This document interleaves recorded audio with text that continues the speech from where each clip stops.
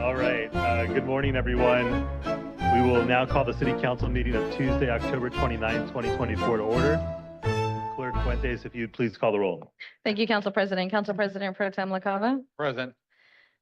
and Councilmember Campbell, Councilmember Whitburn, Here. Councilmember Foster, Here. Councilmember Von Wilpert, Present. Councilmember Lee, Here. Councilmember Campillo, Here. Councilmember Moreno, Present. Council President Elo Rivera. Present. Also attending the meeting are Assistant City Attorney Leslie Fitzgerald, Independent Budget Analyst Charles Modica, Council Affairs Advisor in the Mayor's Office, Coda Zeiser, and myself, your City Clerk, Diana Fuentes. All right. Thank you, Clerk Fuentes. Let's get started with the land acknowledgement and Pledge of Allegiance led by Councilmember Von Wilpert. Please rise if you are able. We respectfully acknowledge that the Kumeyaay Nation are the original inhabitants of the unceded land now known as San Diego. Despite enduring the horrors of genocide and colonization, the Kumeyaay spirit remains unbroken. We honor the resilience of their ancestors who fought to protect their culture and land. Today, they carry their legacy forward, ensuring that their traditions continue to thrive in gratitude and strength. We stand with the Kumeyaay Nation, connecting to our past and committed to a thriving future. Please place the flag. I pledge allegiance to the flag of the United States of America and to the republic for which it stands, one nation, under God, indivisible, with liberty and justice for all.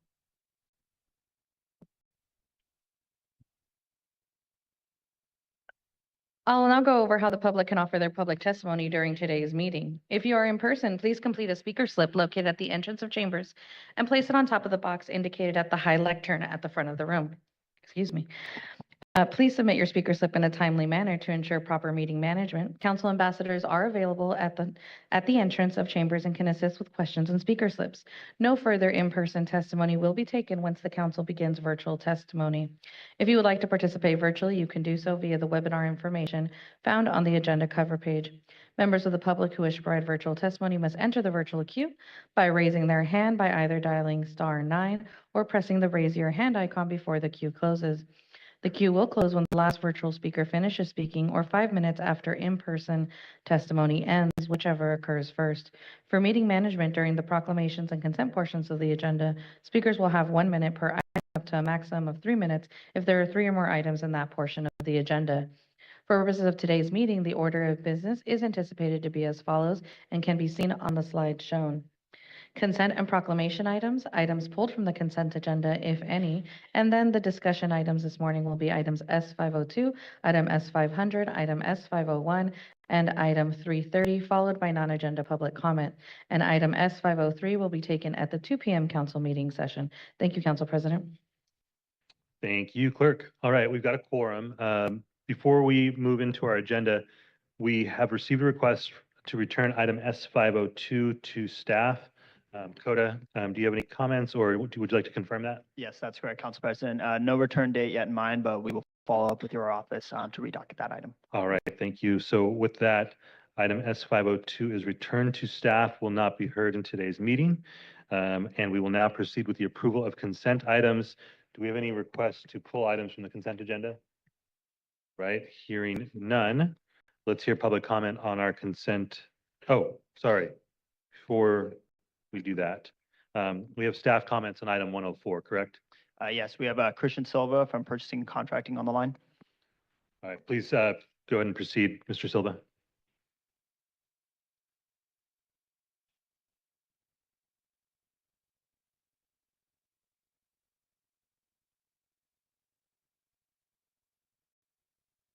Actually, apologies. We have Rima from Purchasing and Contracting.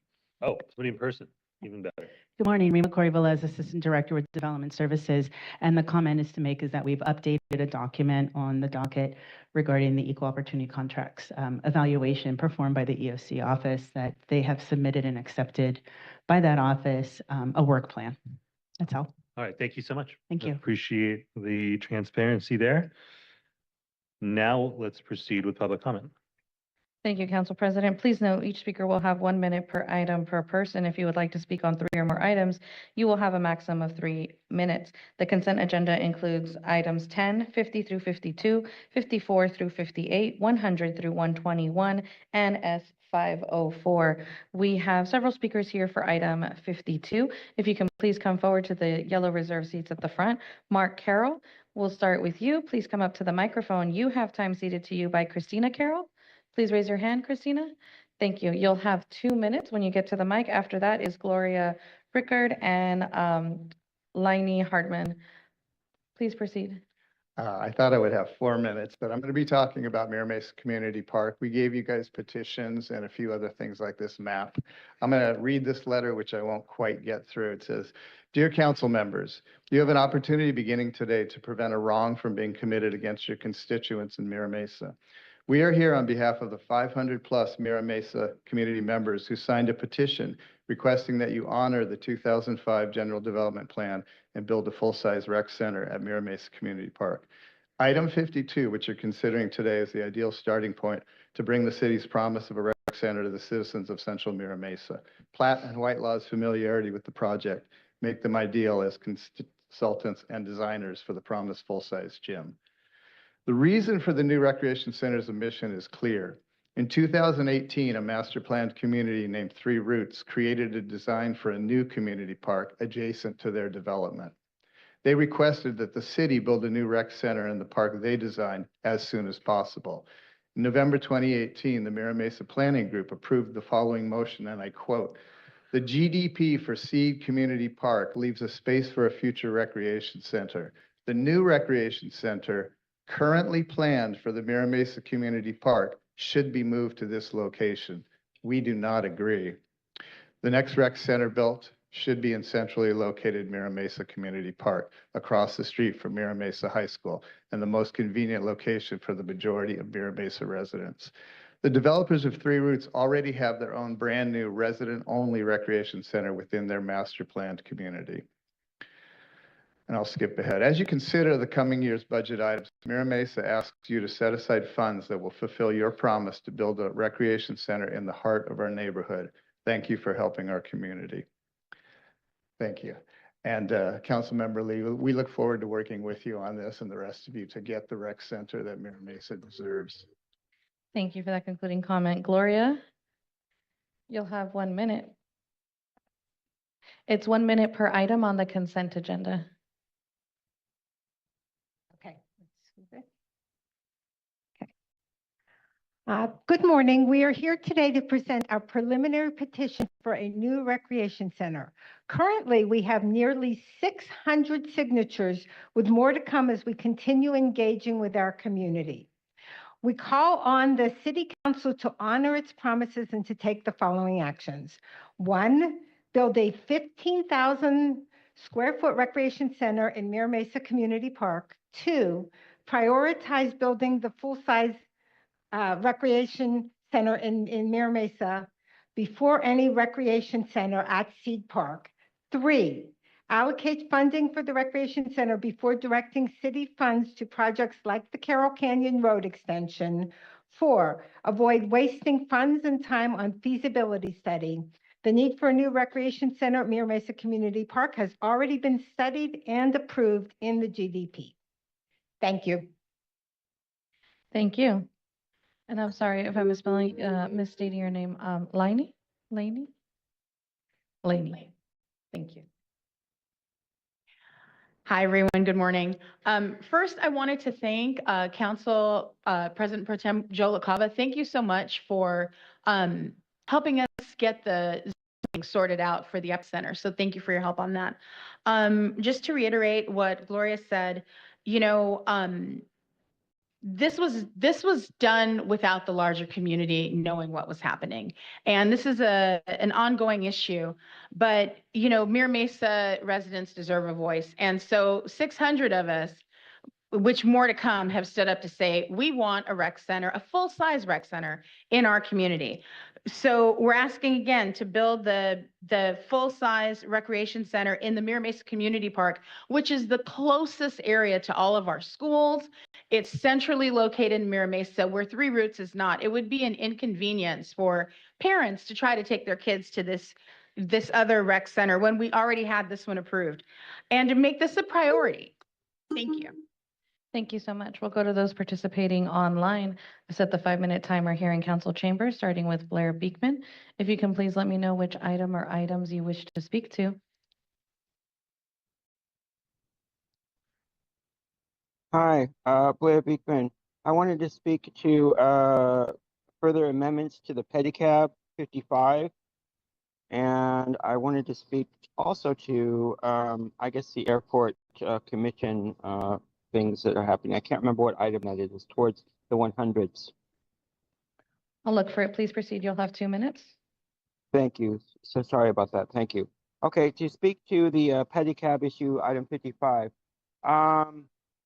You know, I was not around the depth of what your conversations with community were about with the pedicab issue. I find it pretty abhorrent that you were dealing with issues of you know, gross overpayment, overcharging, and you know, there's an overall rudeness, and I'm glad you're addressing those things. But the issues about music, and I think a few other issues of pedicab drivers themselves, I don't know if that's being addressed enough. I think you have a really good set plan in place that it seems like it will be doing a lot, and I think we all can be grateful about and interested in.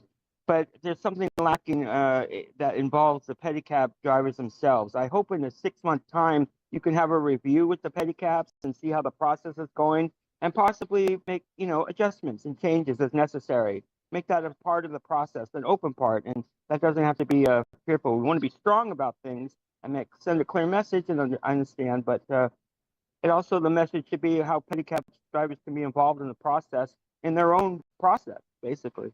All right, so with that said, I hope in 6 months' time, good luck. A review process would be very much appreciated. With my remaining time, sorry about that. My remaining time, airport commission things. Really good luck. There's many airports in the San Diego area. I've heard speakers at SANDAG meetings speak that there's a bit of disorganization to bring that together, that the conversations together about the different airports. A reminder how to ask to bring those conversations together of all the airports, to organize yourselves, that you're talking to each other, you're clear with each other. Just one of the reminders, what we do here at public comment time. And about the Mira Mesa issue, good luck in talking about biometric surveillance technology. We have to have that conversation. Thank you. Your time has concluded. It was item S504. Kathleen Lippett, if you can please unmute and let me know which item or items you wish to speak to. Thank you. Good morning, Council. I'd like to speak to the previous item that was just spoken about, the Mira Mesa rec centers. Item 52, please proceed. Thank you. As an attendee of my own as well as nearby planning groups, I urge this council to return to prioritizing community priorities, as well as to allow them to have a say in the policies the city supports or adopts. Recreation centers are critical in providing a safe place for our youth, not just in Mira Mesa, but in many other communities, such as Chollas Valley, many other ones. The frustration with city processes that ignore community input is beyond disrespectful. The beneficiaries of CEQA carve-outs seem to be limited to for-profit businesses like the marijuana industry projects were. CEQA has been exploited, and it does not, and it was never intended to be used as it is currently used. The promise to revisit footnote 7 in the 2025 code update explains why developers are rushing to get their massive projects approved. Low-income housing has been stated as the goal, but that belies the reality. ADU permits being used to increase the square footage of high-end housing. Apologies, your Time has concluded. Next is the Thank you. original. My apologies. Please let me know which item or items you wish to speak to. 52, 54, 56, 114, 117, 118, 119, and S504. I'll get through as many as I can. Thank you. Please proceed. For 52 at the Mira Mesa Rec Center, you should be listening to the community and making sure that you're doing what you promised to them and not going and, siding with a company that is going to be possibly moving this into a different area where the community doesn't want it.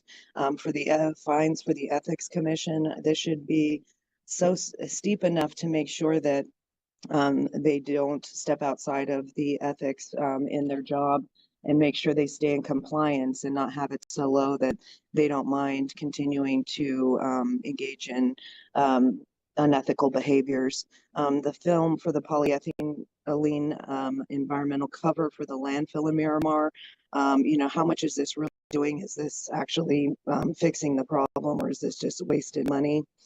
For the conflict of interest codes for the real estate and Department of Airport Management.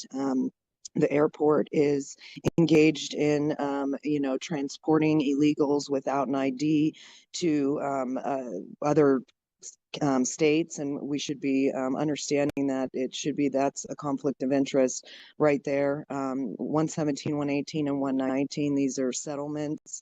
One of them's for a trip and fall for 75,000. Another one's personal injury for dangerous public property for 115,000, and another settlement from Orion Construction and the city, and that's $1.218 million. We're continuing to spend money on the negligence of the city. Just yesterday there were 3 trip and falls litigations coming forward, and they continue to happen. You guys need to be mindful of what's going on because you're costing the people money, and it doesn't need to happen. And we need to make sure that we are doing things that are going to be providing safe ways for people to get around. And obviously that's not happening when this is a continual thing that comes forward. For S504 in the Brownsfield Airport lease, at Brownsfield, there's the SADS. It's the soft air detention site where they are holding these illegals that are coming across the border illegally and being transported out. They're also flying from those areas. And I think that we need to be mindful in what we're allowing to take place, being a sanctuary. It's very dangerous to our nation. We can't have millions of people come in when we can't even take care of our own communities. So we need to be understanding what is happening when we are providing these places for the people to be processed and then just spread out throughout the nation. That is leaving us without being able to take care of our communities. It's very dangerous because at some point the funds are going to run out, and yet we continue to let more and more people in. So we shouldn't even be allowing this to take place on the. Your time has concluded, and that does conclude public comment on the consent items. All right, thank you so much. We'll begin council's discussion of the consent agenda with Councilmember Campillo. Thank you, Council President. Move approval of the consent agenda. All right, thank you. We've got a motion to approve the consent agenda. Councilmember Moreno. I have comments on a few items.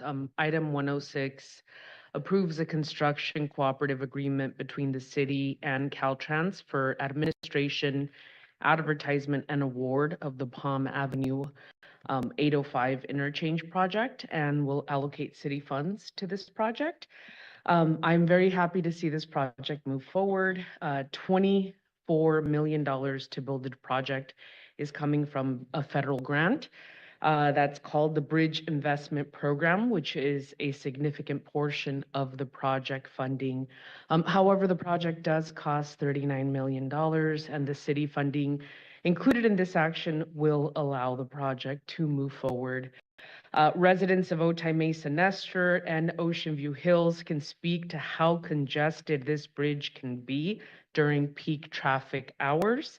The improvement of lengthening the dual left turn lane in the eastbound and westbound direction will help improve the flow of traffic, while the ramp metering will help the flow of traffic coming onto the freeway.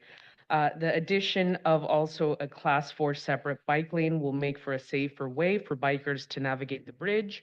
And these improvements have been long awaited by residents, and I'm looking forward to the project being completed as it will improve a safer way to commute to and from Otay Mesa Nestor and also Ocean View Hills. Item S504 is an amendment to modify the timeline of Brownfield Municipal Airport redevelopment project and accommodate for future light industrial uses in addition to commercial use on some parcels, considering the recent and exponential development in Otay Mesa. This amendment will require San Diego Air Park to build a new 1,000 square foot structure for a potential federal customs facility within phase 1 at no cost to the city. And additionally, they will provide revenue for the airport enterprise fund through rent payment and a percentage of future lease assignments. Thank you to our dedicated staff at the Department of Real Estate and Airport Management for working closely with San Diego Air Park and stakeholders to advance this project that will redefine the future of our region and truly unlock the potential of Otay Mesa. This project is expected to generate a staggering $1.5 billion in economic impact and create approximately 2,500 jobs. By attracting international trade and fostering local business growth, we're paving the way for a more prosperous future for all San Diegans.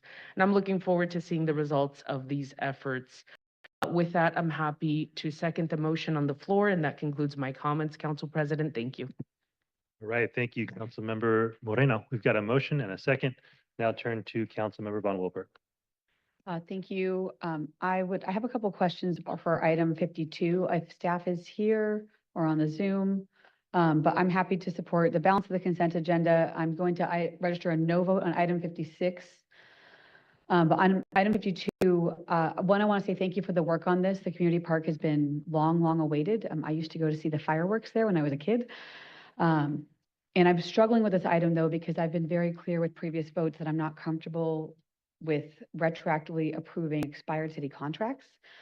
At the same time, I do want to note this is the first staff report that I've seen that explicitly states the contract is expired, noted the department has not spent any unauthorized funds under the contract, and the staff report explains the reasoning behind why it's needed. So I want to acknowledge and thank you for your transparency in this way. I just want to know what can we do in the future to prevent having to use expired contracts? Thank you for the question. Jason Grani, Deputy Director for Engineering and Capital Projects. This was a very unique situation because we had to rebid the contract. And so we knew that the design contract was ending, but we didn't know exactly what scope we were going to award at the time. So we had to wait until we awarded the contract so we knew exactly what, if we were going to have all the additive alternates or just part of them. So it took us some time to really know exactly what the full scope is, and then we had to negotiate that.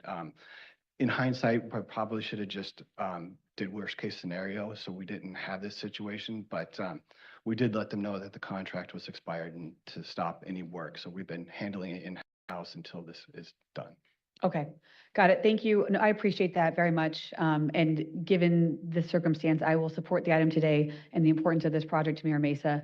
I just want to encourage us to continue to do more, and it's on us too. We need to make sure you're staffed and have the budget you have to have enough folks to do these contracts, and same thing at purchasing and contracting. But for that reason, I'll support it today, so thank you. And then I have a couple more items, just a few comments on item 54, which are the amendments to municipal code regarding administrative fines assessed by the Ethics Commission. I see our Ethics Commissioner Sharon is here today. Thank you for being here and thank you for your work.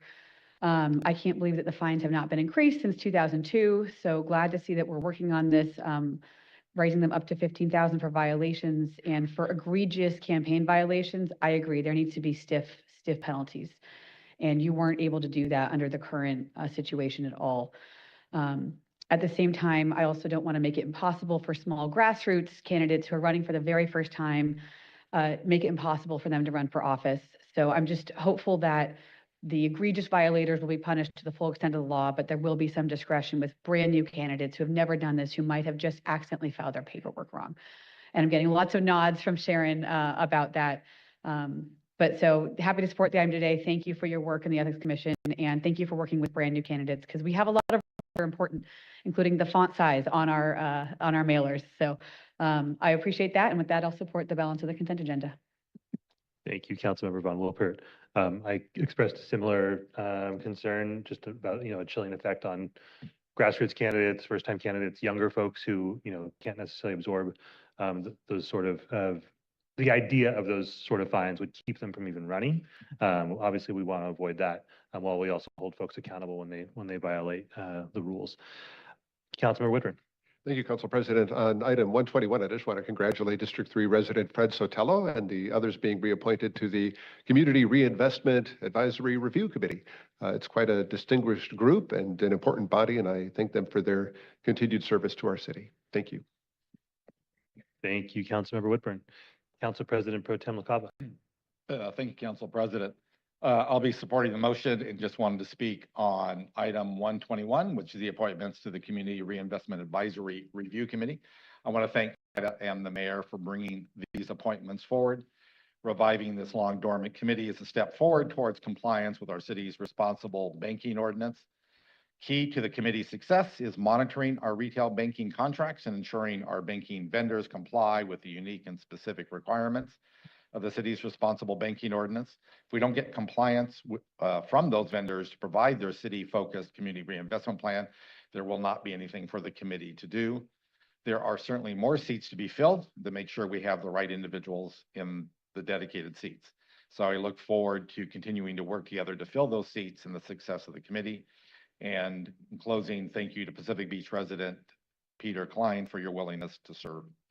Thank you, Council President. Thank you, Council President Pro Tem. All right, we have a motion on the floor from Councilmember Campillo, seconded by Councilmember Moreno. Clerk Fuentes, you've noted the no votes here. All right, if you'd please call the roll. I've started the voting system. Please cast your vote.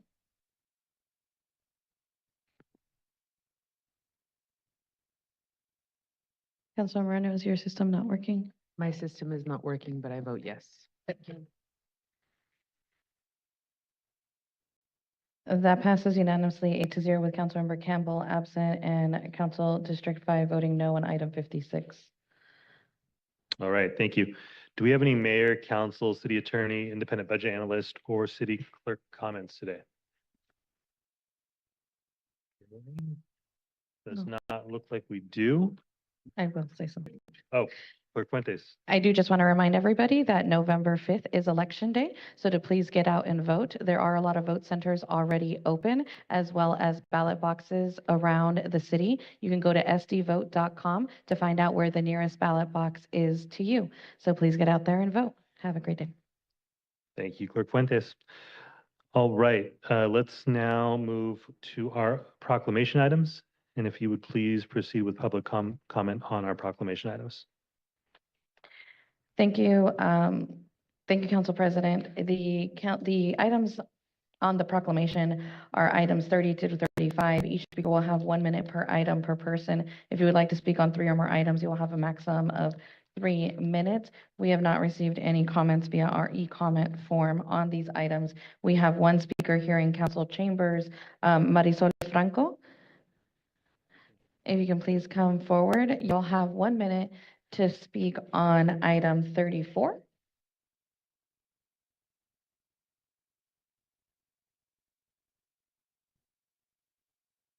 Good morning, council members. My name is Marisol Franco, and I have been with the Positive Parenting Program since 2009. Since 2009, Jewish Family Service has provided an evidence-based positive parenting program curriculum in English and in Spanish. The positive impact I've seen amongst families thanks to Triple P Positive Parenting includes increased parent involvement in their children's education, improved communication with their parents and children. Another impact I've seen is when parents share, they are reunited with their children after being removed by CPS. I am proud to be a part of making positive and lasting changes for these families.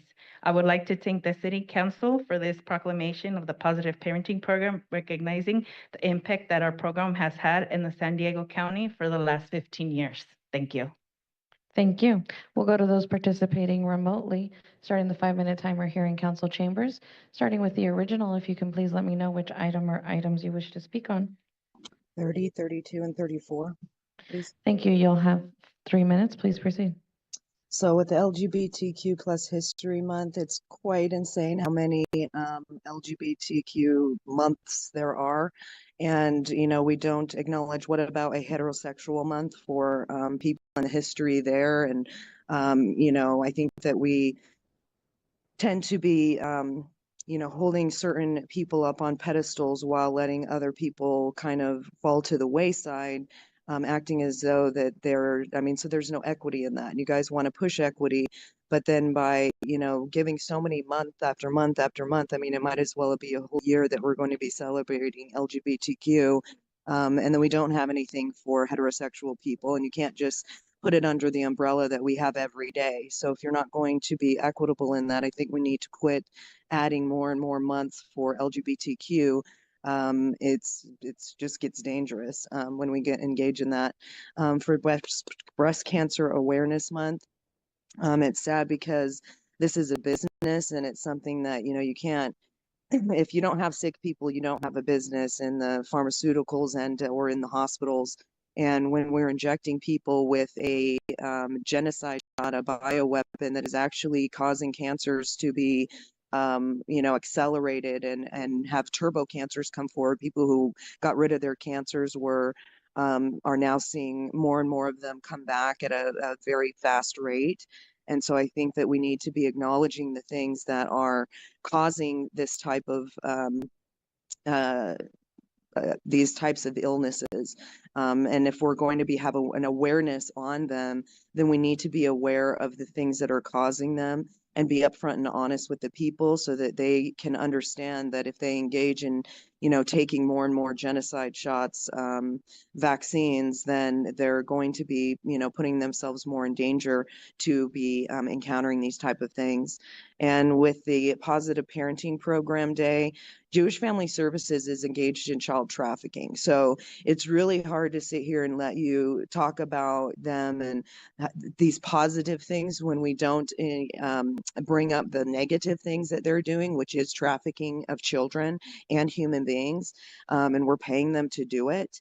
And you know that the whole system as far as foster care, CPS and all of that is engaged in taking children, just like they are taking the kids from across the border, the unaccompanied minors, and distributing them throughout the United States. Many of them have died. Many of them are being raped right now. Many of them are being used for child labor. So when we have people that are engaged in child trafficking, human trafficking, and like keeping them away from their families, we shouldn't be giving them an award, especially if you're not going to be acknowledging all of the other things that they're engaged in. Your time has concluded. Kathleen Lippett, if you can please unmute, and please let me know which item or items you wish to speak on. Kathleen Lippett, I can't unmute for, there you go. Yes, thank you. Good morning again. I'd like to speak to both the parenting item and the breast cancer awareness. So along the lines of the positive parenting, I applaud that you're highlighting Positive Parenting Day, but it's time to recognize the unprecedented challenges that the parents face in raising healthy children, many of which are imposed by city policies.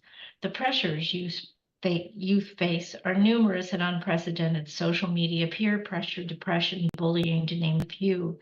Social media platforms like Instagram, Twitter, and Snapchat can expose teens to cyberbullying, online predators, and pressure to have sex, use drugs, or even bully others.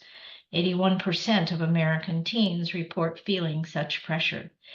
We hope city leaders appreciate these pressures and reconsider that your policies regarding marijuana businesses are part of the problem, that provide pro-drug use messages and the normalization of marijuana use among our youth with marijuana storefronts and marijuana billboards.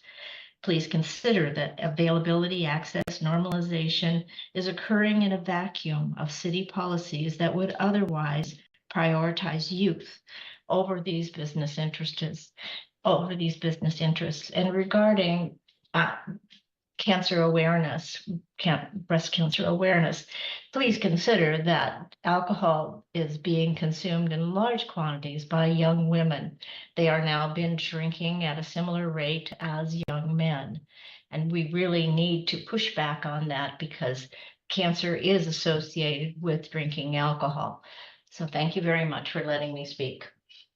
Thank you. For the record, it was items 32 and 34, and I would ask in the future for you to please have the numbers ready for proper record keeping. Thank you. Okay. With that, we will now turn to the council for discussion of the proclamation items, beginning with Councilmember Moreno. Thank you. I have comments on item 35.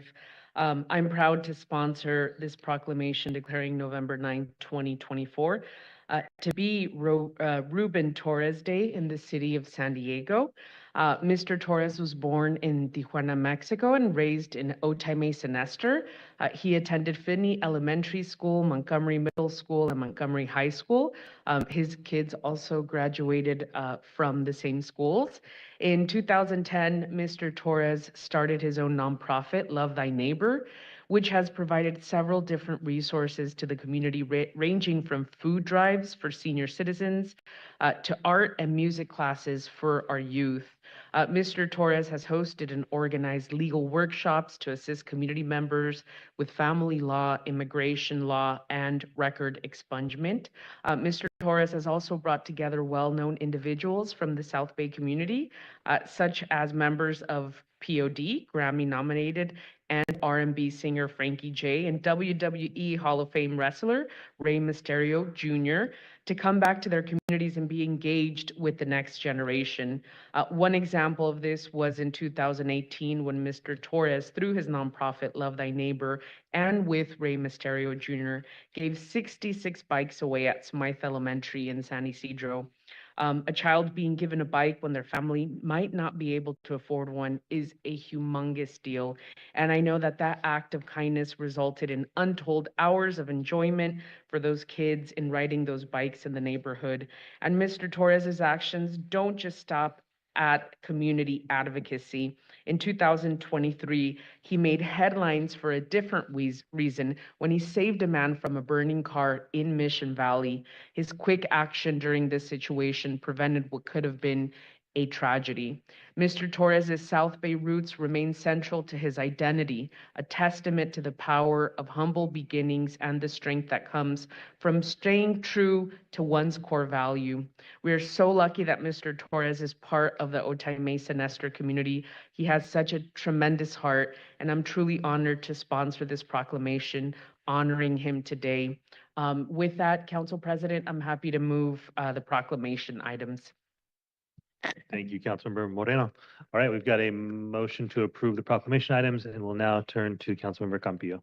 Thank you, Council President. I'll second the proclamations and thank my colleagues for such great proclamations this week. LGBTQ plus History Month celebrated every day, not just every 1 month a year. Breast Cancer Awareness Month, appreciate Councilmember Campbell authoring that and all the other ones as well. I'd like to talk specifically about 34, Positive Parenting Programming Day, to celebrate this program, the PPP program's transformative impact on thousands of San Diego families and fostering resilient children and harmonious households across our community.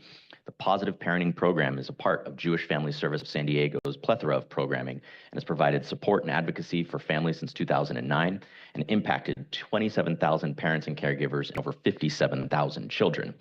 Built on the evidence-based Triple P model, the program promotes family harmony, reduces parent-child conflict, fosters strong peer relationships, and prepares children for academic success.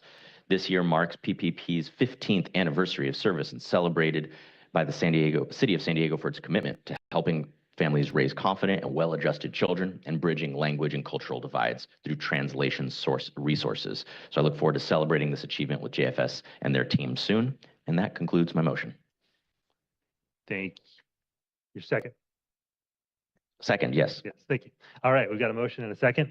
We'll now go to Councilmember Lee.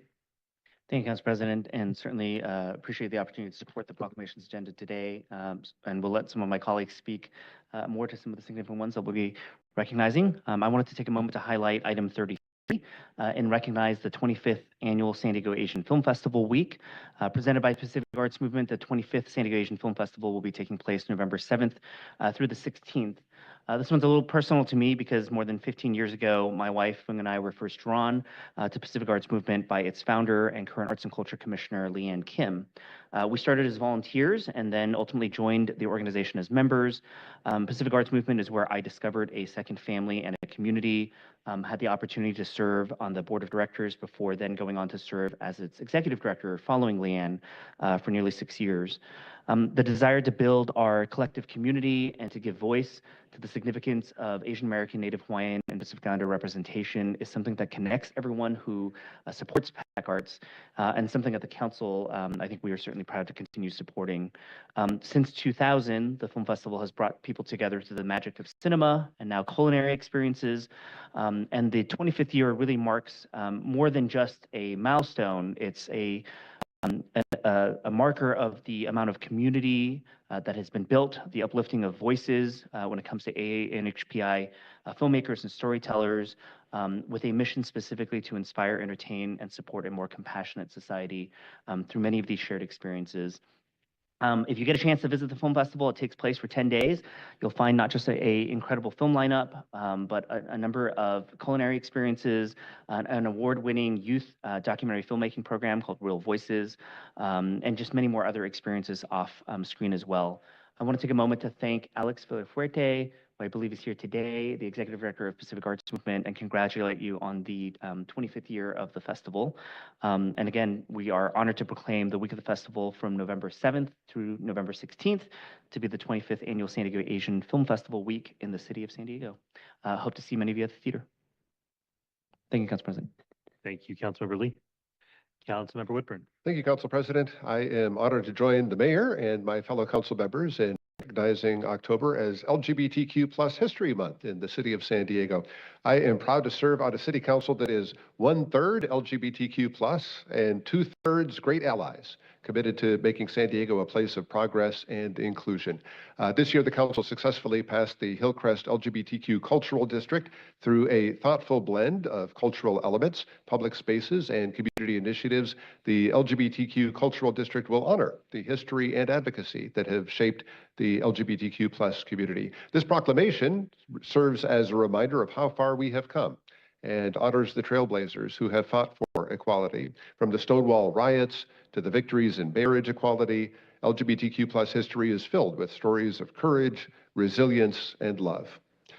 While we celebrate these achievements, we know that our work is not finished. Attacks on the LGBTQ+ community, particularly on our trans and non-binary siblings, remind us of the ongoing fight for acceptance, dignity, and equal rights. By proclaiming LGBTQ+ History Month, we affirm our commitment to creating a city where everyone can live authentically and without fear.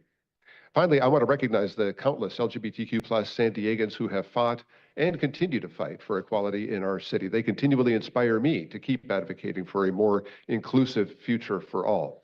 Some longtime leaders in the LGBTQ+ community are with us here in chambers today, including Commissioner Nicole Marie Ramirez, Commissioner Ricky Brown, Community Leader Connor Maddox, San Diego Pride Executive Director Leanne Marchese, and others. I see Bob Lehman here, and so many other people. Thank you for being here today, everybody.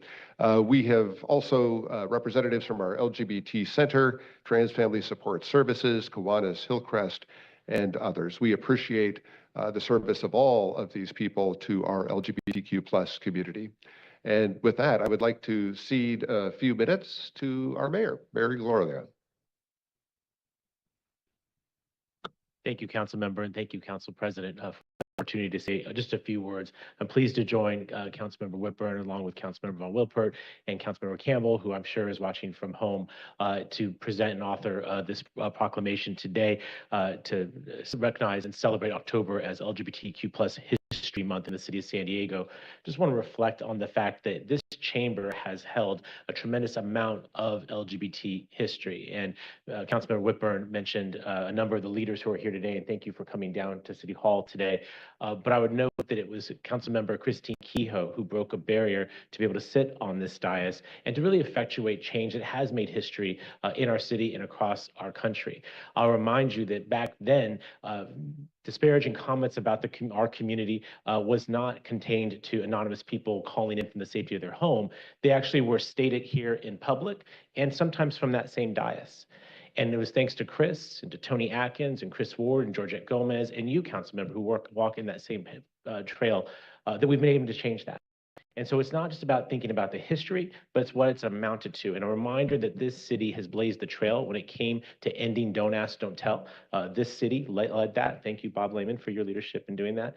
Nicole Ramirez, who's been on the front of every march, literally, for LGBT equality, and a number of other things that we all improve. I would think with great respect to our former mayor, Jerry Sanders, who was a historic figure in the fight for marriage equality. So as we pause to mention this 1 month about LGBT history, recognize that this city has played a seminal role and it is worthy of celebration. And as the council member Campillo mentioned, this should be every single day, because there are young people who are going to see this proclamation, recognize that their city sees them, loves them, and will support them. And that's a very different message than many of us got growing up. And we've been determined to make sure that we leave things better than we found it. Thanks to the trailblazers who are in this audience, you have done that. This city has done that, and this city will continue to do that. Thank you, Council President, for this opportunity to speak, and thank you, Councilmember Whitburn, for your leadership.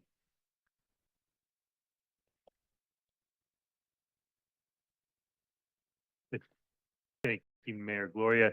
Councilmember Whitburn, you had some time remaining. I'm not sure if you had any additional remarks. Thank you very much, Council President. I'd like to turn it over to my colleague, Councilmember Von Wilpert. Thank you very much. And thank you to everyone here in the audience today. Thank you to my colleagues, as always, for bringing forth fantastic proclamations on items 31 and 35. I want to congratulate Ruben Torres and Marine Safety Lieutenant Lonnie Booker-Stevens. Thank you for all you do for our city. And I'll let Council President Pro Tem speak more on Lieutenant Stevens' incredible accomplishments here in the city. On item 32, Breast Cancer Awareness Month, thank you to my colleagues for joining me, including Dr. Jen Campbell, for bringing this proclamation forward. Breast cancer is the second most common form of cancer worldwide. 1 in 8 women in the United States is diagnosed with breast cancer in her lifetime. And a new diagnosis is delivered roughly every 2 minutes. Breast cancer affects women of all ages, races, socioeconomic backgrounds, but specifically Black and Hispanic women are more likely to develop aggressive and advanced stage forms of breast cancer at a younger age. But good news, breast cancer, when diagnosed in its earliest stage, has a 5-year relative survival rate of 99% with proper treatment. But getting access to treatment is key. And that's why I'm very glad to see that my friends from Planned Parenthood are here in the audience today, because one of the things Planned Parenthood does best is provide many critical healthcare services, including preventative care options, such as breast cancer screenings, training women on how to do screenings at home. And they provide this at locations all throughout the country. Unfortunately, many women have to go through protests and hateful comments just to get a breast cancer screening at Planned Parenthood, but you're resilient, you stand strong, and know we stand with you here at the dais. On item 30, LGBTQ History Month, I'm very proud to be celebrating the extraordinary history, courage, and contributions of our lesbian, gay, bisexual, transgender, queer plus community. October is nationally observed as LGBTQ History Month. And throughout history, the LGBTQ community has faced significant discrimination, persecution, adversity, yet has persevered with remarkable glory and joy. There is so much joy in the LGBTQ community. Pride is one of the most joyous events in the city. It's actually the most highly attended in the city of San Diego, which is fantastic. I want to thank the mayor very kindly, already thanked so many leaders here in this room, but the mayor is a trailblazer here in San Diego. Is the first openly gay mayor for the city of San Diego, and we're very proud of that. Yep.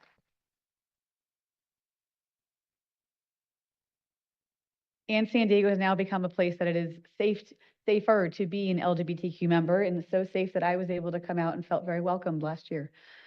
So I want our future city council members to know that you are welcome here, and our allies here on the dais are fantastic and wonderful. I also want to thank Christina Marquez for being here, because being in the building trades has not always been friendly to the LGBTQ community, but it is getting better and better every day. So thank you for your leadership as well. And with that, I'd like to cede the rest of my time. If we could take a quick photo while everyone's in the chambers, please. Absolutely. Whoever you'd like to bring up for Yeah, the anybody from the community who wants to come up, get in the photo, including the mayor.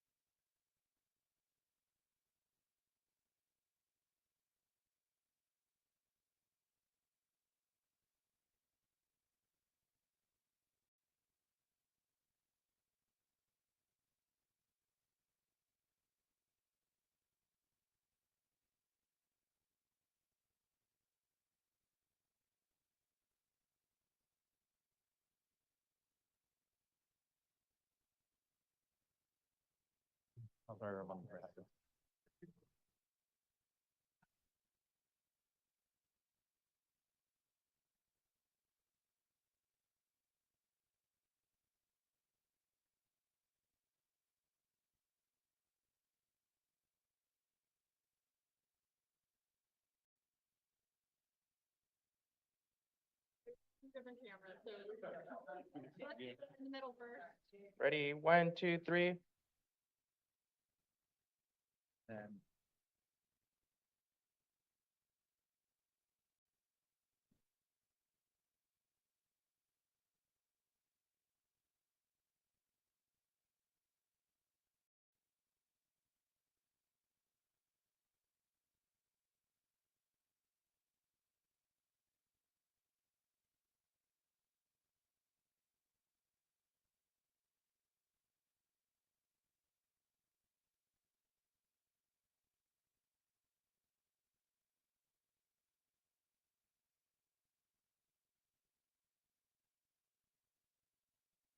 I'm so short, I was back here and I was still being blocked.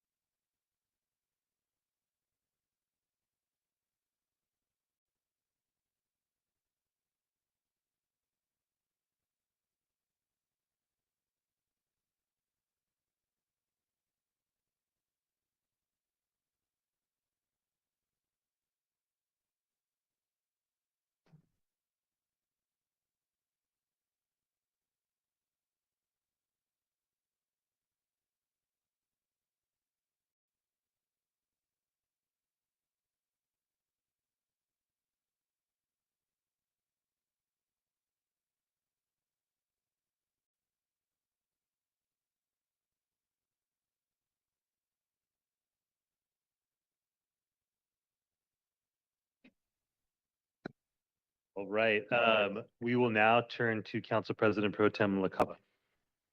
Thank you, Council President. On item 30, I note that of 11 elected officials, I am the only white heterosexual male. And I will tell you that no one harasses me or limits my opportunity because I'm white. Nobody harasses me or limits my opportunities because I'm heterosexual. So I think every month is well taken care of. And so I fully support doing months like LGBT as much as possible.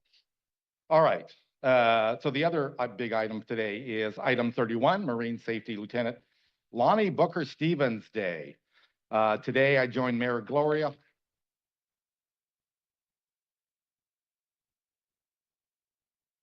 Today I joined Mayor Gloria in honoring Marine Safety Lieutenant Lonnie Stevens, who serves in the Lifeguard Division of our Fire Rescue Department.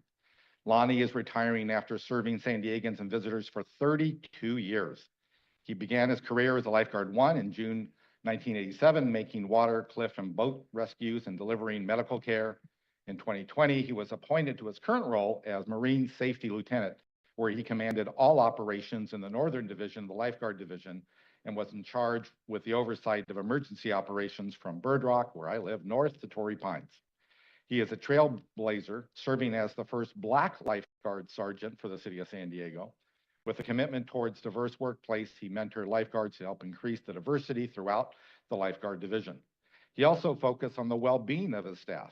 He spearheads employee mental health, peer support, emotional wellness, and becoming the San Diego Fire Rescue Department Lifeguard Division Peer Support Lead. The positive responses and interactions from the community served speaks volumes on who Lieutenant Lonnie Stevens is. Lonnie, you've been a mentor to those serving under your command and as a gold standard for all who work in the Lifeguard Division, as evidenced by the large turnout of guards joining us this morning. Your leadership and legacy is notable, and this retirement is well earned. Finally, we should be reminded, to embarrass him further, that today is particularly special for Lieutenant Stevens, and this is also his 55th birthday. I wish him a happy birthday.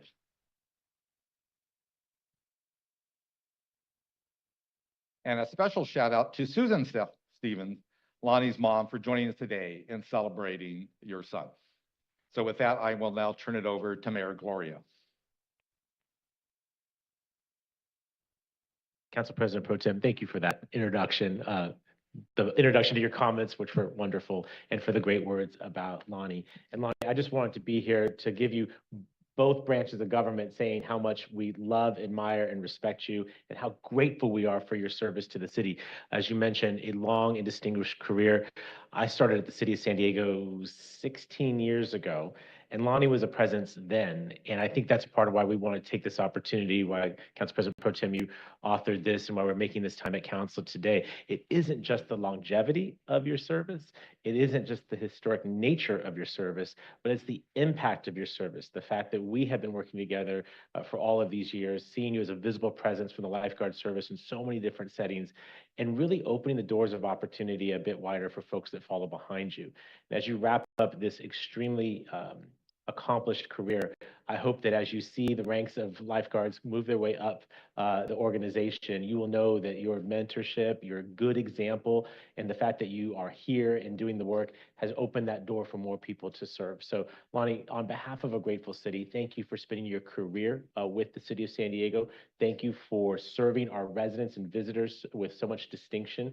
And thank you for leaving the city better than you found it. Our entire city, the council, the mayor's office, our city attorney are all grateful for your incredible contributions to our America's finest city. Thank you, sir.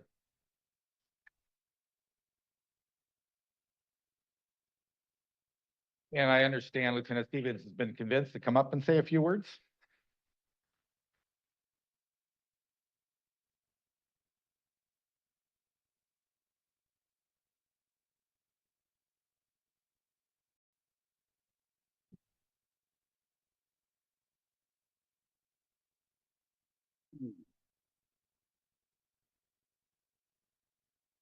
Wow. I am a humble public servant. And I'm so grateful. First of all, thank you, Mayor, City Council, for your continued support of not only the greater city of San Diego, but all of your workers. You know, that's 10 to 12,000 city workers who wake up every day, go to work, and they make sure that the city operates. When I first started at the age of 17, I had no idea I'd be standing here today in front of you all, you know, making my last basically presentation here in the city. But this has been such a wonderful career. Public service is about the best career anybody could ever ask for. The biggest part of that is just getting out of self and getting into service of others. I mean, what an amazing thing. And over the years, to see how this organization and this city set has expanded is amazing.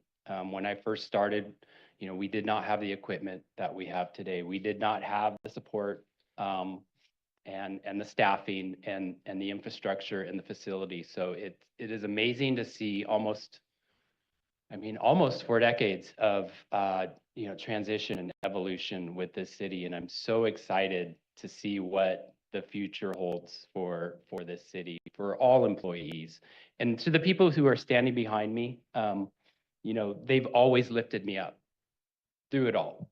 This guy right here is not perfect. So many shortcomings.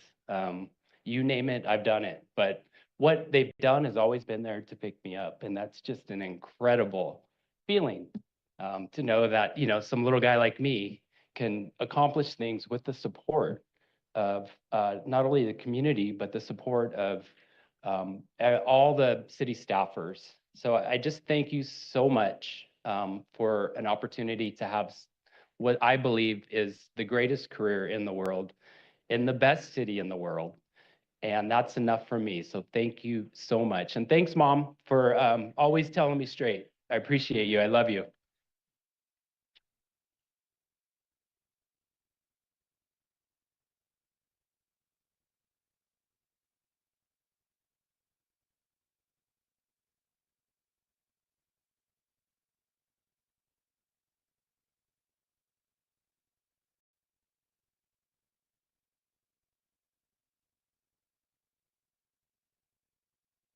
for the extra time.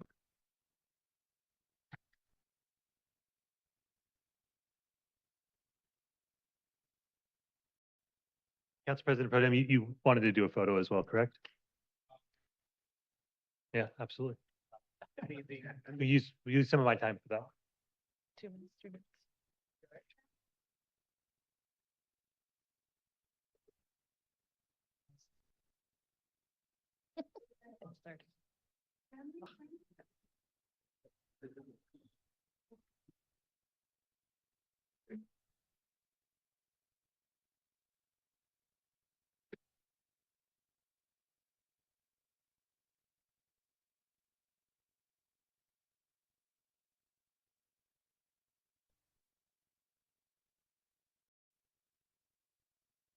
It's 30. No. Okay.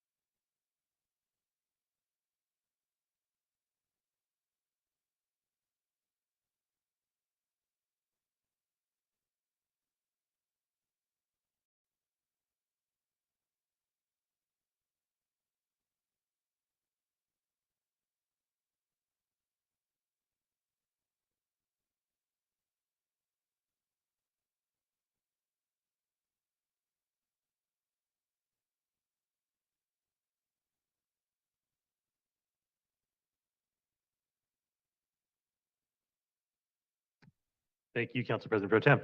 All right, I'll thank all of my colleagues for the proclamations brought forward today. Some really, really important recognition to folks who definitely deserved it. Mayor Gloria, thank you for your comments on LGBTQ History Month, as well as the leadership shown by Councilmembers Whitburn, Von Wilpert, and Campbell. I do want to just say one last thank you to Lieutenant Stevens. I think about the tenure, that 25-year period, that's a tough period for city employees generally, for lifeguards in particular. And so someone who is willing to stick with the city for that long, while, not being treated with nearly the level of respect that they should have been treated with over that period of time.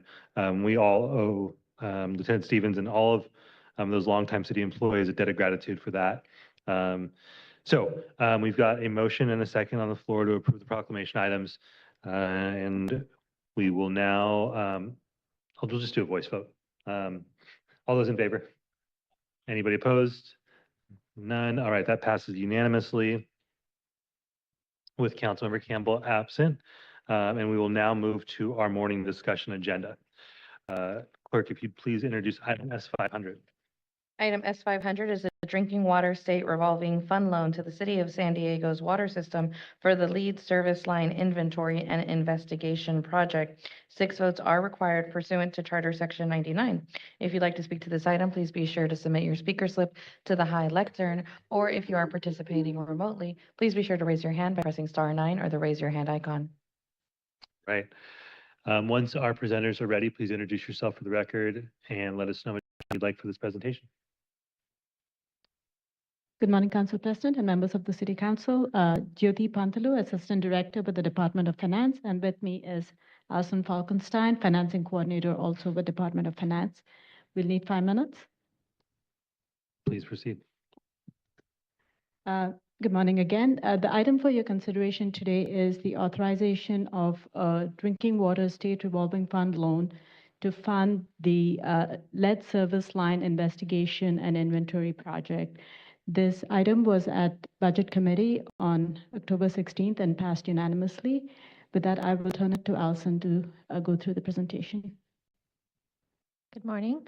For the proposed actions, we are bringing forth an ordinance authorizing the mayor or designee to implement the Drinking Water State Revolving Fund loan to fund the lead service line inventory and investigation project for an estimated amount not reasonably expected to exceed $8 million, to authorize the city to declare that the city dedicates and pledges net revenues of the Water Utility Fund as the repayment source, to authorize the Chief Financial Officer to create new funds, and to authorize the Chief Financial Officer to appropriate and expend the $8 million in loan proceeds.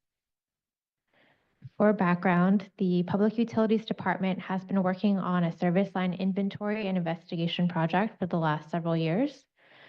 The EPA issued lead and copper rule revisions in 2021 that required a complete initial inventory by October 2024. If you look at the diagram on the right, the water service line connects from the water main in the center of the street to the home.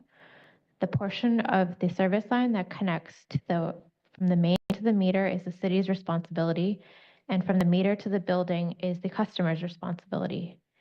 The inventory work the last few years has been focused on the customer side, and the city has been working with a consultant to conduct the inventory. The bipartisan infrastructure law allocated $15 billion towards lead service line replacements. The funding for California is being administered by the California State Water Resources Control Board. The city estimated the inventory work would cost approximately $8 million, so we applied for a loan, and the state allocated the entire amount to the city for this fiscal year. The loan is expected to cover the cost to do a complete inventory of all customer lines, field investigations, environmental studies, and any public noticing costs. Concurrently, the city is planning to develop a plan for any lead service line replacements, if any. For fiscal considerations, the loan agreement is expected to be executed this fiscal year once the ordinance is fully authorized. The loan will be a 0% interest-free loan. It'll have a 10-year repayment term starting in 2027. If we draw on all $8 million, the annual cost is approximately $800,000 per year. The loan will have a subordinate lien position, and it has all of the usual requirements of SRF loans. In addition, the state may convert any work done in disadvantaged communities as principal forgiveness. The city is tracking all of these costs and plan to request principal forgiveness, but it depends on the availability of funds across the state. That concludes this presentation. Please let us know if you have any questions. Thank you so much. All right, do we have public comment on this item? We have no public comment here in council chambers. I've started the 5-minute timer. I'm going to those participating remotely. The original, if you can please unmute.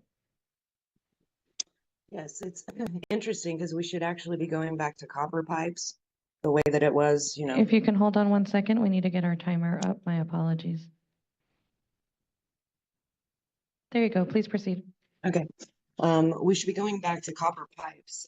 Of course, lead is very detrimental to health, but so are, you know, plastic piping and different things like that. It actually isn't good for us, whereas copper piping is has healing properties. And I mean, you can actually use it for electric culture, and it helps plants grow. And you don't even need fertilizer or anything like that. It keeps pests away. There's many factors. It's healing to your body if you wear it on your body. But the more that we go down the path of using plastics and other toxic chemicals, it's actually detrimental to the people's health. But if you're concerned about this lead, we should also be concerned about the toxic chemicals that are being put into the water, like fluoride.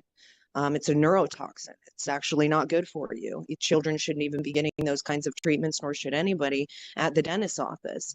And it's a good way to keep the populace very docile and unable to function in a way that we should, as along with other chemicals that you guys are using for the pure water project, like chlorine, like lye.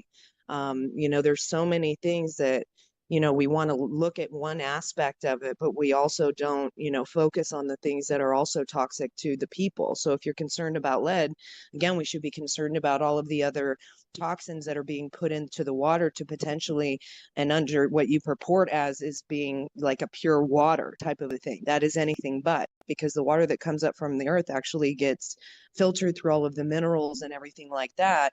When we're adding man-made toxins to the water, it's actually poisoning the people. So that should be part of your investigation as well. And again, we should go back to the copper because that is better for us. But there's reasons why they take all the good things away, because you can't have a healthy populace. It's no business in that, right? Thank you. Your time has concluded, and that concludes public comment on item S500. All right, thank you so much. Let's begin council's discussion with Councilmember Lee.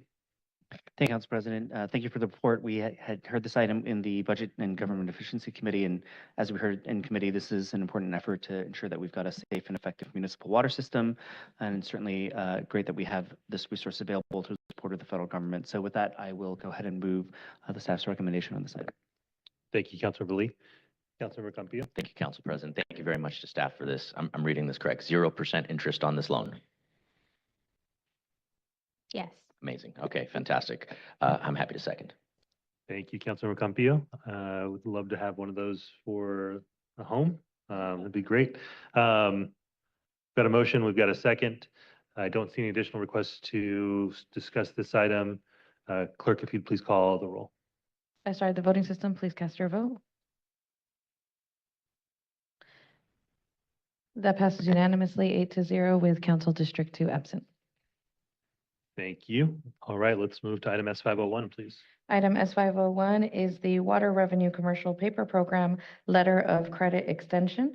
Sub-item A requires 6 votes pursuant to Charter Section 99. If you'd like to speak on this item, you can submit a speaker slip to the high lectern or raise your hand by pressing *9 or the raise your hand icon. Thank you, Council President. Thank you. All right, just for housekeeping purposes, if you'd restate your name for the record, and then let us know how much time you'd like on this presentation. Good morning, Council President and members of the Council. Again, Jyoti Pantalu, the Assistant Director with the Department of Finance, and with me, Alison Falkenstein, Financing Coordinator with the Department of Finance. We'll need 5 minutes. Please proceed. Okay. Good morning again. This item is seeking authorization for the extension of a letter of credit agreement with Bank of America to support the Water Utilities Commercial Paper Program.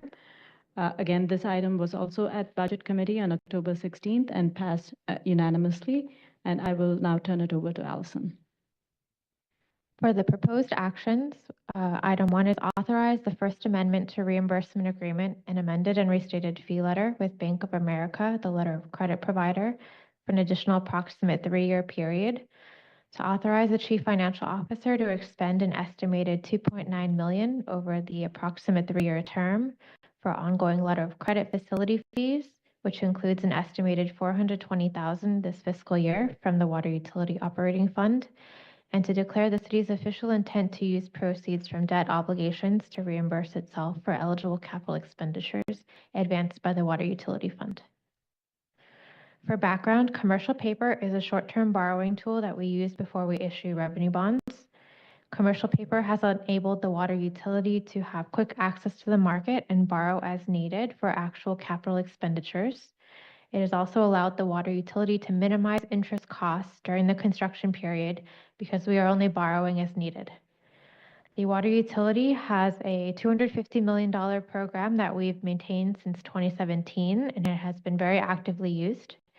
We had 123 million outstanding as of the end of September, and we expect to use the remaining capacity by mid to late 2025. The program is currently supported with a letter of credit from Bank of America for the entire 250 million, and it is set to expire in January.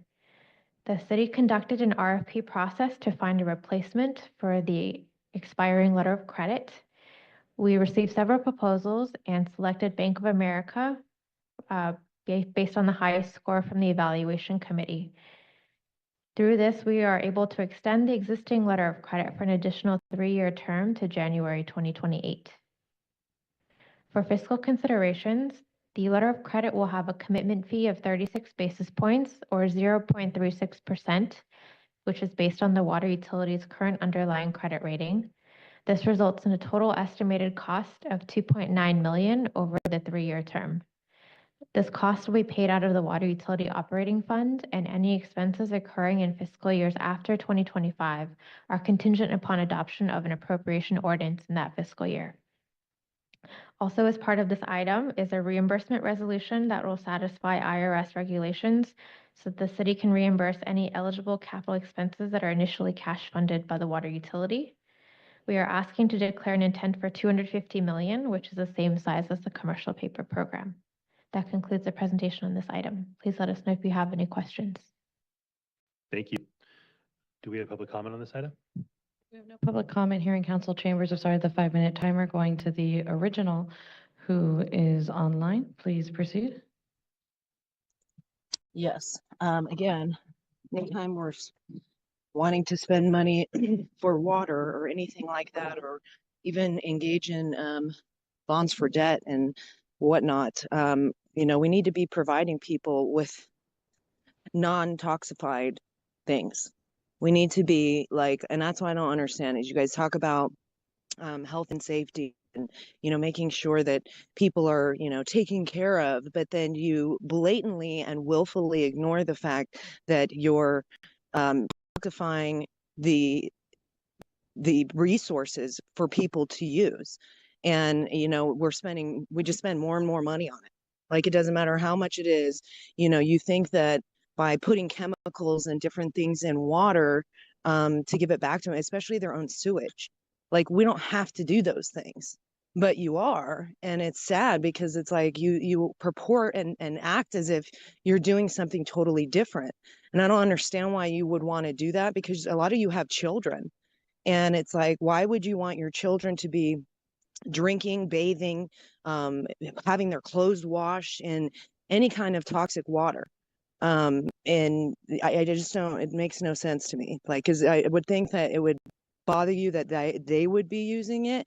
I mean, granted, you don't care if I do, because you guys probably, could care less if I got hit by a bus. But the problem is that you're like having your own families and people that your friends and families and yourselves be using these waters, this water that is not good for the human body. And I don't understand why you would want to continue down that path and spend endless amounts of money to provide that to people, instead of doing everything in your power to make sure what you're giving people is safe water, safe drinking water, safe, not putting it's just poison in it. It's insane. It's totally insane. Thank you. Your time has concluded, and that concludes public comment on this item. All right, we'll now begin discussion of the item with Councilmember Lee. Thank you, Council President. Thanks to the Department of Finance for your presentation and for helping to answer some questions ahead of this as well. We did hear this at the Budget Committee, and just a couple of quick notes. One, this is specific to the water utility operating funds, so no general fund impact. Also, I think we all know that the commercial paper program is an important bridge that provides a short-term lending to bridge from cash-funded projects that we have to the long-term debt that we tend to convert to. We had actually asked a couple questions about the RFP process and why BFA was the most competitive here. And I think one of the key components here was that even if we were to look at one of the alternative options that were considered in the RFP, it would actually still require us to utilize BFA and split the letter of credit between two different lenders. And ultimately, this both provides us the opportunity for the highest credit rating and thus the lowest cost to the city as a result. So with that, happy to move the staff's recommendation on this item. Thank you, Councilor Lee. We've got a motion. Now turn to Councilor Campillo. Second the motion. All right, we have a motion and a second. I don't see any additional requests to speak to this item. Thank you for your work on this. Clerk, please call the roll. I started the voting system. Please cast your vote. And that passes unanimously 8-0 with Councilmember Campbell absent. Right, thank you so much. With that, we will move on to the next item. But before we do that, I'm going to recuse myself from item 330 because I am a member of the San Diego County Air Pollution Control District Board on behalf of the City of San Diego. So with that, I'm going to hand it over to the very capable Council President Pro Tem LaCava, who will proceed to chair the remainder of this AM session. Thank you.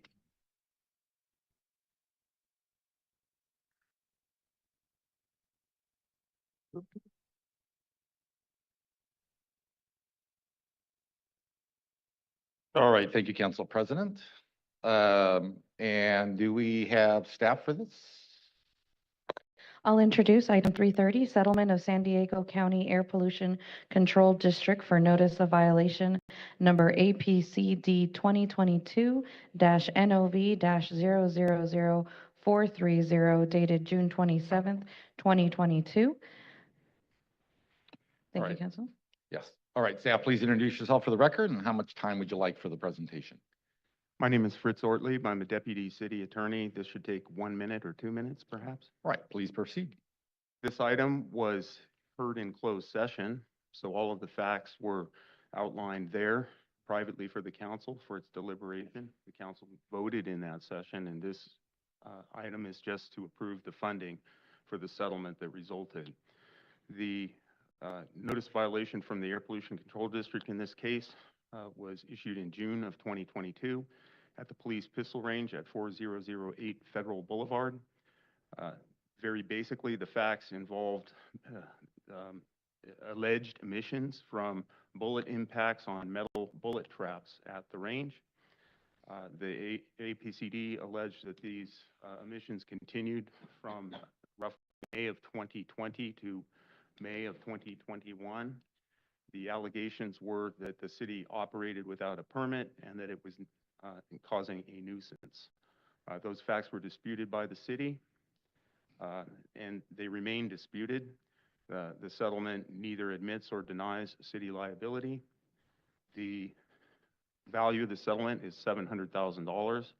$200,000 will be paid to the APCD, and $500,000 will be put into a supplemental environmental project consisting of a micro-mobility project in the Mount Hope area. That concludes my presentation. All right, thank you for the presentation. Clerk, please proceed with public comment. Thank you, Council President Pro Tem. We have no public comment here in council chambers. I'm starting the 5-minute timer and going to the original online. If you can please unmute. Yeah, it's interesting that this is an item that you're actually making a discussion about because, you know, you're always putting them up into the consent calendar and, you know, you aren't very, or you're not at all transparent about what goes on in closed session. This is something that I think you should do more often so that people are aware of what's actually happening with the settlements, because it's our money that you're taking to spend on these settlements when there is, you know, issues that come forward. And it's funny because you're like, this isn't us like claiming responsibility. We're not responsible. We're just going to be settling on it.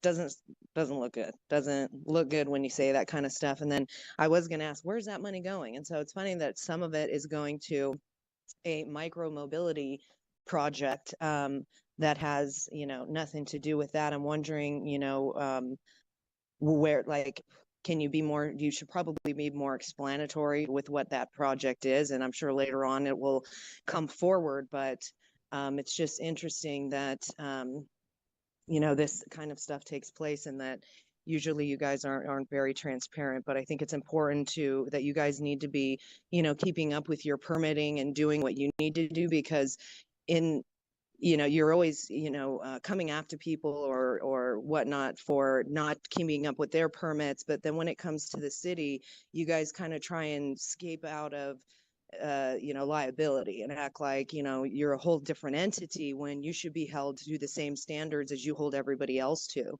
And, it's a problem when you don't, because again, it costs money to, from the city to and the people to make up for your mistake. So, you should make sure that if you have a permit that you need one, that you guys are doing whatever you need to do to follow the same rules that you guys expect everybody else to. That concludes public comment for item 330. All right, we'll turn it over now to council for questions, comments, and a motion. I see Councilmember Von Wilpert's first on the lights. Thank you very much. Thank you, Fritz, for the work on this, and I'll make the motion to approve staff's recommendation. And I'm happy to second that. Not seeing anybody else in the lights. Clerk, please call the roll. I'm sorry, please cast your vote. Oops. Oh, my apologies. That was. No, it's fine. That does pass unanimously 7-0 with Councilmember Campbell absent and Council President Shawnila Rivera recused. Thank you. Oh, President Chambers. All right, thank you, Clerk. We will now take up non-agenda public comment. The council members respect and appreciate the public's input and are fully committed to protecting every participant's free speech rights at council and committee meetings. Clerk, please proceed with public comment. Thank you. Per Rule 2.7, non-agenda public comment is an opportunity for members of the public to comment on items that are not on the agenda, but within the subject matter jurisdiction of the City Council. Each speaker will have 2 minutes. Please note, if there are 8 or more speakers on a single topic, the maximum time for the topic will be 16 minutes. If you're in chambers, please submit your speaker slip. If you're joining us virtually, please raise your hand to speak by tapping the raise your hand icon, or if you're a call-in participant, *9. We have no non-agenda public comment speakers here in council chambers. Going to those participating remotely, starting with the original. If you can please unmute. This has been fun, you guys. It's just nobody else is here. It's interesting. Yeah. When you were talking about people voting earlier, I think we need to be mindful, because when you go to a ballot box and you don't go to the registrar of voters, you will never know whether or not your vote is already cast. And that happens a lot, especially when, the things like triplicate ballots or different things like that get sent out and we're told only one of them is going to be counted. Which one? Who knows? But so it is better for people, if you do care about voting, to actually do your own, prove that it matters to yourself by taking the time, going down to the registrar of voters, bringing your mail-in ballot, and making sure, again, that your vote hasn't been cast. And if it has, then you need to file a police report for identity theft, because somebody has actually usurped your vote. And your proof in that is that you have your mail-in ballot that's not been opened. There's no vote that's been cast, so they can't tell you that if you have that as evidence. If you go and you harvest ballots and you go put them in the drop boxes, you're never going to know whether or not your vote actually counts. And we go and repeat history time and again where, the same things will happen. We know that there's cheating. And again, like I was telling you guys yesterday, if you're engaged in that, that is a crime. And so you will not be able to hold office. So I encourage you not to do that if you want to hold your position.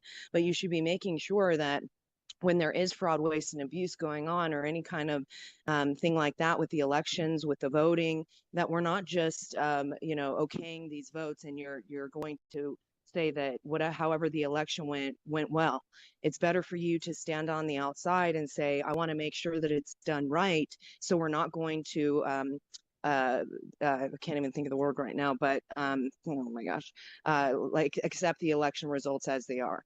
And so people need to be very intentional in how they're voting if you want your vote to count. Otherwise, do it frivolously, but then don't give a shit after that when the Your results time has concluded. Next is phone number ending in 7234 *6. If you can please unmute. 7234. There you go. Good morning, San Diego City Council. My name is Terry Ann Skelly. I came this morning as a follow-up to my concern yesterday that big marijuana uses the same playbook for its marketing to young adults as big tobacco. It was just a year ago, right before Halloween, that all media outlets covered the very unfortunate and way too common event of elementary school students ingesting candy infused with THC, the intoxicating ingredient in marijuana. As TV media reported, and I quote, emergency responders were called to the school and the students were taken to the hospital for further evaluation. One of the students had to be hospitalized for several days. His mother described the incident as a tragedy. Seeing my son that way is what shocked me so much. To see his whole body shaking, not being able to open his eyes is something I will never forget. The doctors told me my boy consumed 3 gummies, 400 milligrams of marijuana each. He almost died. He explained. There is a reason that marijuana gummies are designed to be so attractive to children.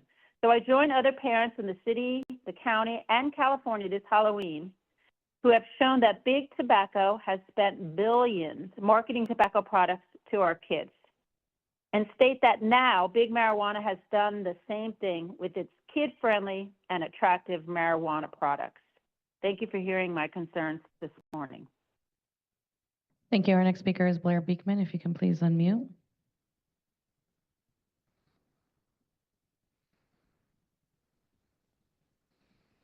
Blair Beekman, I can't unmute for you.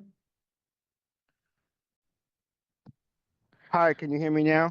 Yes, please proceed. I don't know what happened. I don't know why it was doing that. Sorry about that.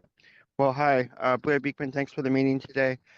To quickly comment on pure water issues, we had a really important community meeting a couple weeks ago here, public meeting, council meeting, about the future of what are we going to do about South Bay issues and the Tijuana River Valley issues and all the pollution. And I hope we can learn to talk about pure water more in the future of the Tri-Valley area and really learn conversation. I mean, not the Tri-Valley, the Tijuana River Valley area, and learn how to have conversations to be open about the pure water things. Good luck how we can do that. What did I also want to talk about? Man, I hate it when I forget. I'm gonna have to do today is just go into my other words about Memorial Park. You know, it's my time to speak that I really am hopeful about what you can do about the future of Memorial Park. We've talked about it at first. It's only concepts of the future of sports lighting for the park, but I hope we're learning to expand that conversation and realize that, you know, each section of the park, just like the memo says, will be having its own lighting issues. And what was talked about today at today's meeting about Mira Mesa Rec Center, there's serious biometric surveillance camera issues that are a question. And to learn how to just have that conversation openly as a community process, I hope we can learn how to do that. I hope these words right now can simply help in that process. I don't want to fluster anything, but just what can be a simpler conversation to have, a more open conversation and clear conversation. We want to have that conversation, but it's been difficult. So good luck how we can have that and talk about each section of the future of parks having its own LED lighting surveillance issues to talk about. We have to learn those concepts together. I hope this can help. Thank you. Thank you. The 5-minute timer has concluded. There's 2 speakers in the queue. No other speakers will be taken. Judy Strang and Madison. Judy Strang, starting with you. Please unmute. Good morning, San Diego City Council. I hope you can hear me. I continue to have technological problems. Bringing your laptop to work doesn't always work as well as one would hope. I wanted to make sure that our city council heard or listened to or knew the facts behind the sheriff's media advisory last Friday regarding THC products that have been a problem for our children and young adults because they are mislabeled and deceptively marketed. It occurred in front of the county medical examiner's office, and the police as well as the sheriff were there and participated. So I'm hoping that through that conduit, she did receive the information. But the background for the press release is something that you just heard from the previous speaker regarding the role of marijuana in edibles, that can be excuse me, very much a problem for our young people and our children when they see candies and chocolate and cookies and brownies and drinks that they're familiar with, but that they are infused with THC. And now that these marijuana consumables are also in gas stations and smoke shops and convenience and liquor stores under the guise of a hemp product, they are doubly a problem for our young people. And it's no mistake that they're packaged in flashy and colorful designs.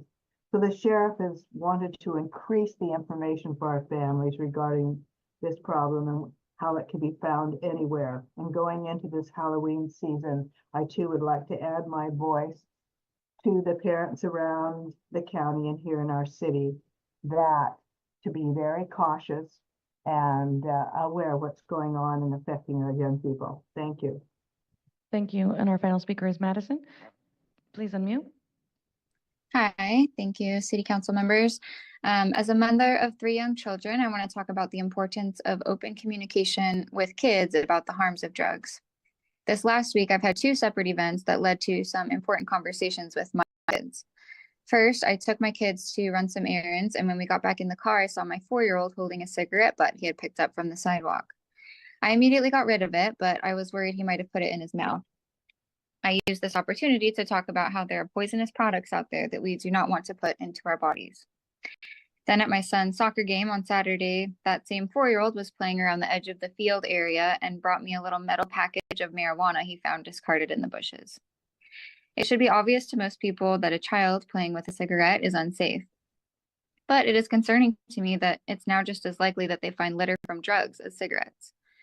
Youth vaping remains a significant public health concern. According to the 2023 National Youth Tobacco Survey, 1 in 10 high school students and nearly 2 in every 25 middle school students reported vaping nicotine in the past 30 days. Flavored e-cigarettes are a major draw as they mask the harsh taste of nicotine with appealing flavors. Marketing and accessibility also play a role in the rise of youth vaping. Despite regulatory efforts, many e-cigarette products remain easily accessible to minors. Additionally, social influences such as peer pressure and social media further encourage experimentation and regular use among adolescents. One of the major concerns was found in a University of Arizona study is that students vaping nicotine, marijuana, or flavoring had higher odds of a suicide attempt in the past year compared to students who did not vape. It is so important to talk with our children about staying drug-free. Thank you for the opportunity to speak, and thank you for all of your hard work to keep our city safe and healthy. Thank you. That does conclude non-agenda public comment for today's meeting. All right, thank you to those called in, and thank you, City Clerk, for handling that. We will now adjourn for the noon recess and reconvene open session at 2 p.m. or shortly thereafter.